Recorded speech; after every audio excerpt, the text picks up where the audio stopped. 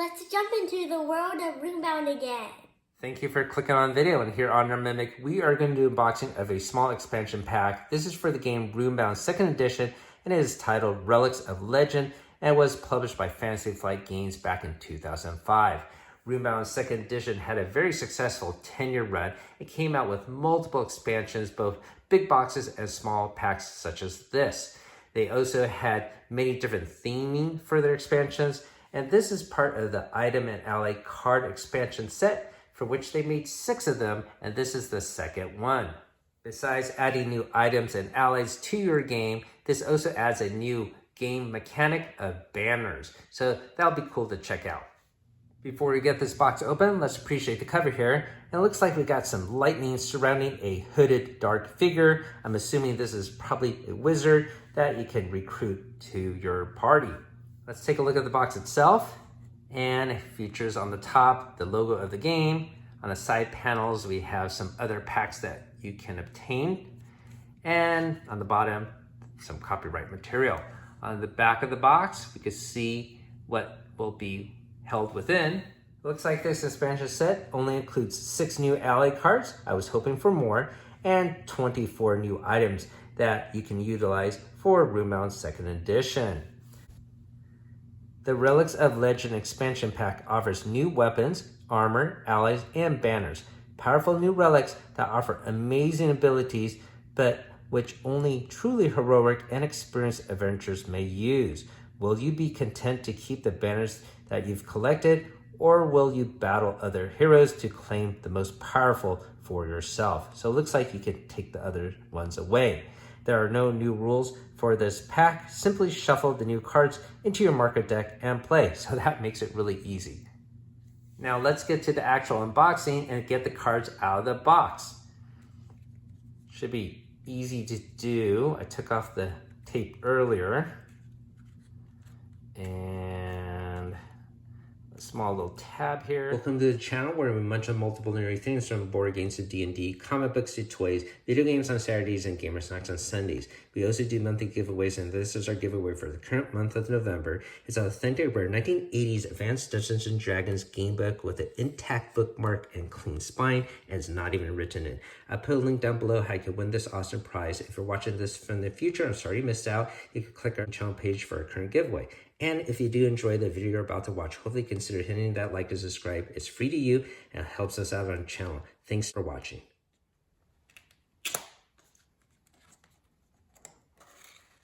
Finally got the tab out. It's a brand new deck. And looks like we even have some tokens, or no, it's just a cardboard backing. Okay, let's take a look at the instructions. Probably there are none, but we'll see. This small pamphlet has instructions for multiple different packs.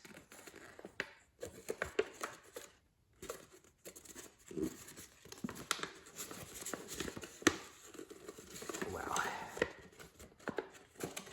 Okay. Let's take a look here.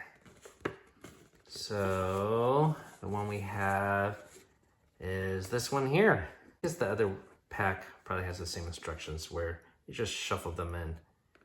I wonder if it describes banners. We probably have to look on the card itself. So yeah, just shuffle it into the market deck and play. And if you want to just focus on the new cards, you could just swap them out directly. Okay, so pretty straightforward. And as I mentioned, the rest of the sheet contains instructions for the other available sets. Okay, so this is in a shrink this time. And let me make a cut in the shrink here. Made a little snip in the corner here. So we should be able to take off the shrink very easily now. Always exciting to get a new deck unsealed. Okay, well, looks like we have a whole bunch of cards, more than 30, but I guess it's just 30. All right, so it looks like right on top, we have our banners. The backing will be the standard market. And this first banner, Banner of the Lion. Let's take a look here. Each time you defeat a challenge in a hill or mountain space, place 1 exhaust on this card. Discard 1 exhaust from this card to move into a hill or mountain space using any movement die. For as long as there are at least 2 exhausts on this card, all adjacent spaces to your hero are considered mountain terrain for the purpose of other heroes' movement. So you can slow them down.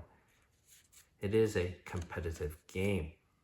Looks like we have 2 of these banners, so it's unfortunate it's a duplicate. It would have been cool if they put in the effort to have another unique one. Yeah, the writing is the same. I was just double checking.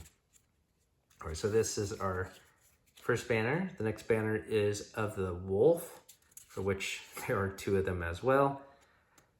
Each time you defeat a challenge before combat, place 1 exhaust on this card. Discard 1 exhaust from this card to receive a +2 bonus on a before combat roll. If you attack another hero, as long as there are at least 3 exhausts on this card, the defending player may not use any before combat hero abilities and or item special effects. So that is more heavily based on competitive play, which we tend not to do here on the channel. It's already a long game, and we just want to be the strongest hero and hit the win condition. The next banner we have is of the ram, and there are 2 of these. So for this one, you place 1 exhaust on the card, discard 1 exhaust from this card instead of discarding an item or ally when you are knocked out.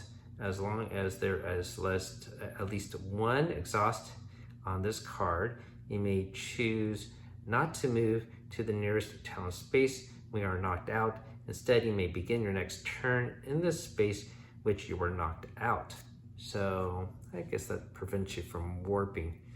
I don't know if these banners are really that awesome. I suppose if you're doing competitive play, but it doesn't sound too interesting to me, unfortunately. So we got some new items here. And I guess the one on top is the costliest, cost 10. This is the Sword of Frostgate, one of the cities in the northern part of the map. The Sword of Frostgate chills the bones of the unworthy any phase. After your hero makes a successful attack against a challenge, activate to inflict 1 exhaust for every wound inflicted by that attack. For every exhaust the challenge has, reduce each of its abilities values by 1. Okay, interesting. Here's another one. This is the Staff of Greyhaven.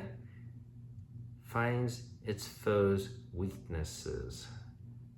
So for melee range, after your hero makes a successful attack, place 1 exhaust on this card. Magic. After your hero makes a successful attack, discard 1 exhaust from this card to inflict +1 wound. No more than 1 exhaust may be discarded from this card for each magic phase. So you do additional damage. And who knows, maybe this is a staff on the cover of the box. Probably not.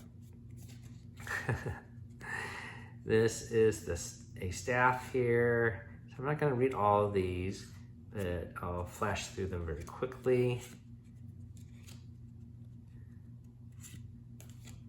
There's another costly item, the War Axe. Oh, I take that back. There are more banners. Okay, so this is the banner of the unicorn. Each time you discard a discard to use armor item to use its special effects, place 1 exhaust on this card. Anytime you would activate an armor item in order to use its special effects, you may discard 1 exhaust from this card instead. As long as there are at least 3 exhausts on this card, you may possess 1 armor item of each type: suit, shield, gauntlets, helmet, etc. All right, so that seems a little bit more helpful. This is the banner of the boar, for which there are 2 of them. And each time you receive an experience counter, place 1 exhaust on this card. As a before combat action, discard 1 exhaust from this card to place 1 of your experience counters with to replace it with another type. As long as there are at least 2 exhausts on this card, you may purchase experience counters for 1 experience point less. Okay, so of all the ones they've seen, this is probably the most helpful for sure. Banner of the Griffin. For this one, if you make successful attacks and you inflict damage equal to or greater than your enemy's life value with 1 combat roll, place 1 exhaust on this card. Discard 1 exhaust from this card to place a +1 life experience counter on 1 of your allies. As long as there are at least 3 exhausts on this card, you may have at least 1 additional ally beyond the ally limit. So you could have, the limit is 2, so now you can have 3. Well, this sounds very powerful as well. Okay, so here we have a Helm of Frostgate. Doesn't say anything about the sword, so having matching items or a set doesn't seem to be a thing, at least in this pack.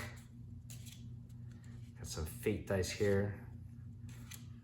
This is the cover of the box, and it's not an NPC. It's a shroud. It's an item. Let's take a look at this, since it warranted being on the cover. Cloaks its wearer in an aura of death. Yeah, it looks very dark and menacing. You suffer a -4 penalty on all diplomacy tests. Before combat, activate and take 1 exhaust to test, and if you succeed, the challenge melee damage value is reduced to 0 for this combat. So that would be the benefit. Some additional items here. Okay, now we get into our allies, for which there should be 6 of them. Yes, there are. Now, I always find the allies more interesting. And, oh, my daughter would love this. A unicorn that could have as an ally. Very costly at 8. Has 4 health and 4 exhaust. Has a pretty strong melee ability with its pointy horn, I'm sure.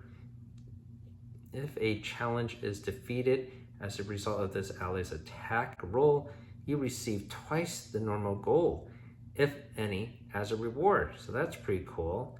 The unicorn of Forge long ago gave up its love of nature and purity, seduced as it was by something far easier to find and guard, gold. Okay, the next one we have is a ram.